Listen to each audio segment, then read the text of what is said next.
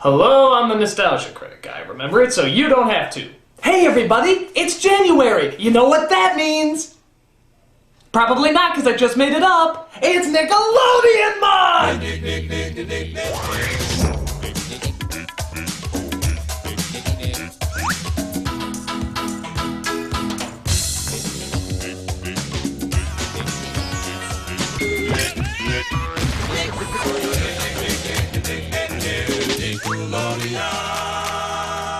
Nickelodeon, the first television network made for kids, by kids. Well, okay, not by kids, that would be stupid, but certainly the first television network for kids. This was a groundbreaking channel with a groundbreaking notion. And what did this groundbreaking creation give us? Mostly British and Canadian shows. But we didn't care, it was on all the time! That is until evening when it would switch over to older adult shows on Nick at Night. But even those were so implausible and ridiculous that we enjoyed them too. But let's be honest, after a while there's only so many reruns and syndicated shows that they could run. So Nickelodeon finally made the logical choice to produce their own material. And what was the result? Nicktoons, a series of cartoons made specifically for the Nickelodeon channel. There were many of these cartoons, and they even continued the trademark name of Nicktoons even to this day. But we were there when they first popped up, and don't you forget it. So, let's take a look at one of their finest and certainly strangest of shows, Ren and Stimpy. A lot of people had mixed feelings towards this cartoon, and there's a good reason. It's friggin' insane! Little made sense, and half the time the humor came from just how totally out of control and psychotic it was. And it kicked ass! Sure, it was gross and vulgar, but on the other hand, it was gross and vulgar! Kids love that kind of stuff, and this was one of the first cartoon shows to totally engross us in it. I mean, no other cartoon looked or acted like this. It was something completely different. So, how do I really describe what this show is like? Well, it stars a big dumb cat named Stimpy and an angry Mexican chihuahua named Ren. You sick little monkey! And the rest, in all honesty, is pretty much like talking to a kid on the ultimate of sugar highs. Hey kid, what do you want to see on TV? I don't know. Have some candy. I want to see a dog and cat dancing around like Jello. Then I want to see them hit their butts together, because butts are funny. Then I want them to tell my grandmother to suck eggs. I'll teach your grandmother to suck eggs. And then I want them to take a hammer and smash themselves on the head with it.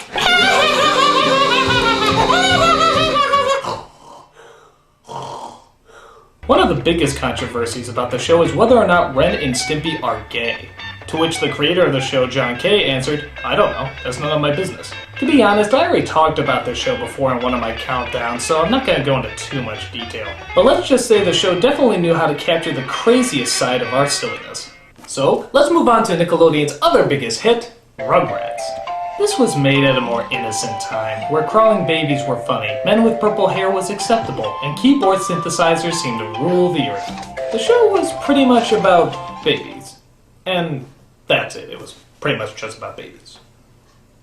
Adventure Home! So they dealt with tough, nail-biting dilemmas like, can't the dog come with us? Or, do we need to take a nap? Or, you want me to do what on there? They call it getting potty trained. Actually, this episode is probably one of the most famous, as it talks about what all little kids love to talk about, shitting. They're trying to make me use that instead of my diaper. Aw, that can't happen. Yeah, how's it gonna fit in your pants? Aw, this is just too precious. Maybe you could just stop pooping altogether. And that's just gross. Maybe you could put a lot of napkins in your pants and use them like a diaper. That's even grosser. Maybe you could poop in your room and hide it in your toy box. Okay, stop! Stop!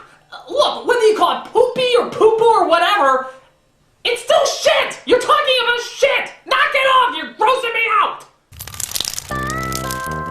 Uh-oh. Oh, that's charming. They can't make me. I'm gonna wear my diapers forever, and nobody is gonna stop me. Don't worry, kid. When you get to be 80, you have to wear them again anyway. Speaking of growing up, I always imagine what these kids would look like when they eventually got older. I think everybody imagined that. Like, Chucky would grow up to be Garth, Tommy would grow up to be Paul Giamatti, twins would grow up to be John and Joan Cusack because they already look alike, and the always power-hungry Angelica, well, for some reason I always saw her as Hillary Clinton. I can't help it, it's just the first thing that popped in my head. Actually, something I always noticed about these cartoons is that they always open in a strange way. That is, they usually do an extreme close-up of something and then eventually back off to show us what it is. That sounds fine and good, but what happens when the image almost looks perverted like this one?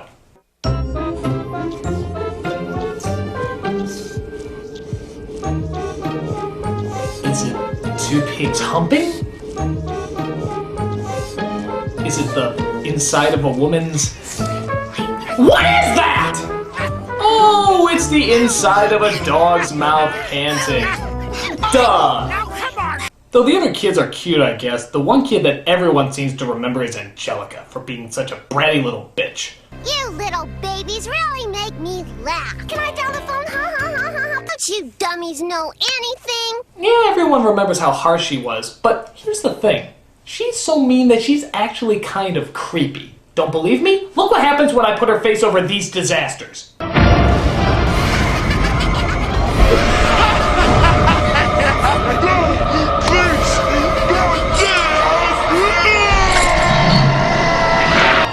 But not even Angela and all her negativity can prepare you for the scariest, ugliest, most horrifying creation that Nickelodeon Studios has ever produced.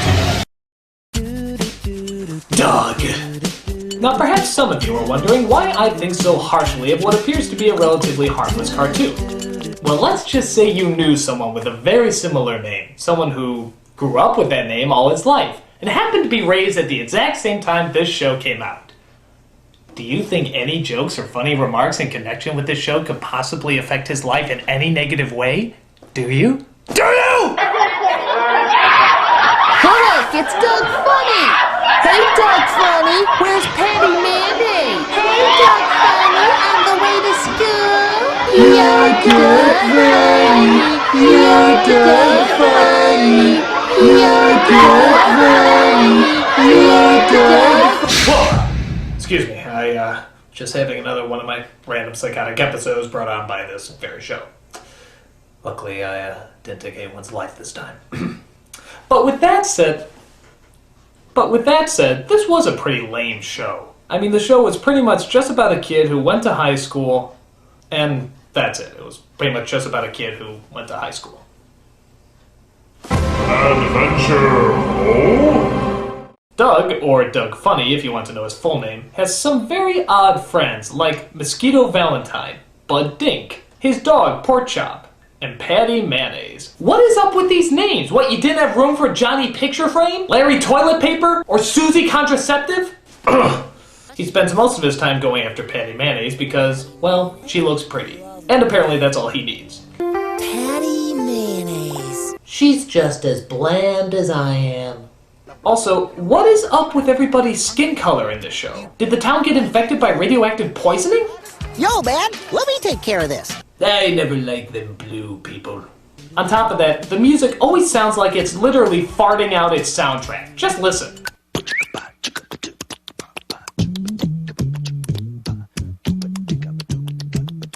We're gonna need a faster tempo. Howard, more pork and beans. There's also this bully named Roger who constantly tries to make Doug's life a living hell. Why? Because all kids with leather jackets are just bullies now. Didn't you know that? It's like an official law. He also travels around with his pet cat named Stinky, who probably lives up to his namesake. This show is so unrealistic. I mean, what kind of boy would travel around with a cat, wear leather, cover his hair in gel, obsess over his looks, and constantly go after a submissive boy roughly his age? Oh. I think the best way to describe this show is that it's kind of like the early episode of The Simpsons. They're not funny, not well animated, and surround you in a world of awkward uncomfortableness. But whereas The Simpsons got funny, Doug just psychologically tortured me for life. I mean, psychologically tortured anyone named Doug for life. Nacho! Ah, Rocco's Modern Life. This show was kind of like Ren and Stimpy, except maybe a little bit more reserved and not quite as controversial. But it did capture a lot of the zaniness, as the show's main character was a tiny kangaroo with an Australian accent, who, for some reason, has a gigantic hole in his face. Must have been the battle of the boomerangs, koala bears, and wallabies. You know, the Great War of the Australian stereotypes. Where the dingoes flew high into the night, attacking the armies of shrimp on the Barbie, but the ancient League of Fosters bombed all the alligator hunters, leaving nothing but the kangaroos and eucalyptus leaves to brave the darkness. Or so I've heard.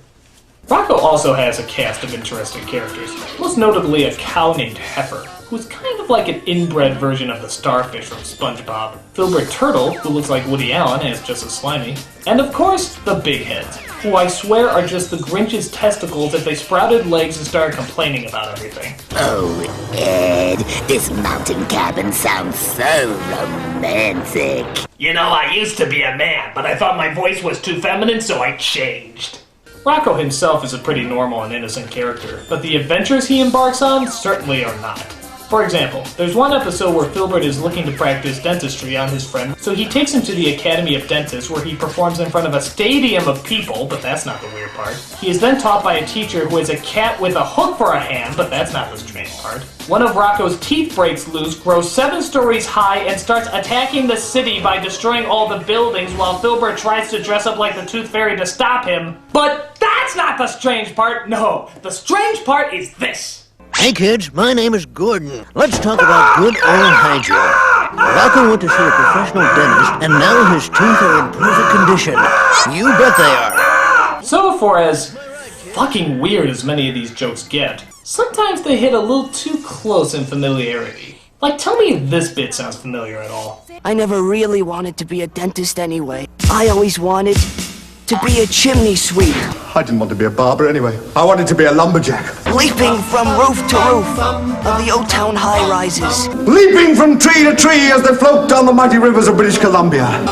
And I'd sing. We'd sing. I mean, there's paying homage, and then there's just plain ripping off. And I mean it. These rip-offs of great comedians have to stop. Alright, enough is enough. This is the final. This is the very last straw. Well, at least we get some originality from the next show that popped up, Our Real Monsters. Now, I have to admit, I was just starting to get out of the Nickelodeon phase when this show came out, so I didn't watch much of it. But when I did, it was a pretty cool show.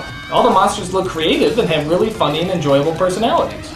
The story was about an academy of monsters whose job was to go out into the world, scare the daylights out of people, and return back with their report of their progress. Gee, wouldn't it be horrible if some other successful studio pawned that off as their idea? Oh, bullshit! So in the lineup, you had Ickis, who kind of looked like the Noid from the Domino's commercials. Crumb, who looks like how most people look after laser eye surgery. Just keeping it real, people. And Oblina, who kind of looks like Beetlejuice's dildo, if you had one.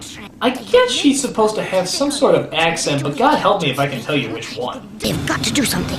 If humans are not afraid of him, they could lose their fear of all monsters. It's like somebody said, this character has an accent. Oh, okay, what kind? Just an accent. They all have to work for their intimidating boss known as the Grumble, who I swear is the cartoon version of Tim Curry from Rocky Horror Picture Show. I'm just a sweet transvestite. The show was good, but I always had the feeling that some of these jokes had a double meaning. Like, listen to some of these lines and tell me if they sound decent to you. Have you forgotten why you're here? Our mothers and fathers loved each other very much, so they... To scare! They what? They what? If you see a monster, just say, coochie coochie coo! Alright, nobody's going coochie coo around my monster. Aren't you supposed to use 2 fingers? Next cartoon. Alright, this is the last show I'm going to talk about because this is when I officially stopped watching Nickelodeon. I actually never saw a single episode of this show, but I know a lot of people did, so I decided to take a look at it. From what I can gather, it's a show pretty much just about a kid in the Bronx. And that's it. It's pretty much just about a kid in the Bronx. Adventure! It's a tough time where kids walk like they're a production of West Side Story. Girls repeatedly shout the word Arnold for some strange reason. Arnold! Arnold! Arnold! And an army of boys against an army of girls ultimately results in the boys very politely stepping out of their way.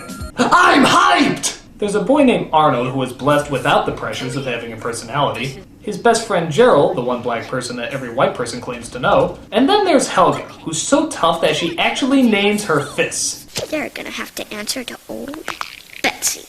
That's not so tough. I named my fist too. This is Glenda and Pancake. I know it doesn't seem very threatening, but when you look at the, Shut up! And they have to deal with tough, nail-biting city drama that everybody in the Bronx has to deal with. Like... We're stuck downtown. I'm a strawberry. And we don't have any money! Again?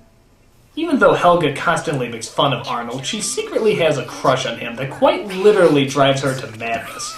Oh, my poor lost sweetheart. How I love you. And yet I hate you.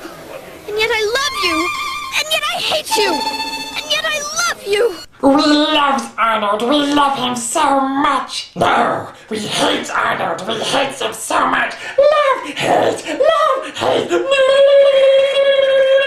Also, maybe it's because I don't watch the show, but why does Arnold wear a plaid skirt? I mean, is it a kilt? Is it a jacket? Is he just an open transvestite? I mean, Brooklyn, that wouldn't surprise me, but come on, how about a little clarification? Oh well, for whatever reason, I guess the show didn't seem that bad from what I saw. But sadly, I've reached my peak by this point. I had grown older and Nickelodeon cartoons no longer seemed to entertain me. It's strange to think that for all the loud and bizarre shows I remember, Nickelodeon actually had a lot of quiet and subtle shows as well. It was like the mood swings of children's programming. But we loved it, every last bit of it. Nicktoons were different, surreal, and one of a kind, making it a very memorable part of our childhoods. And trust me when I say I'm not really as bitter about the whole Doug show as I let on. I mean, it didn't leave nearly as bad a mark as you may think. Oh, the singing. It's coming back! It's coming back! Make it stop! Make it stop! Oh, all I had to do is ask. I'm the Nostalgia Critic. I remember... Nickelodeon.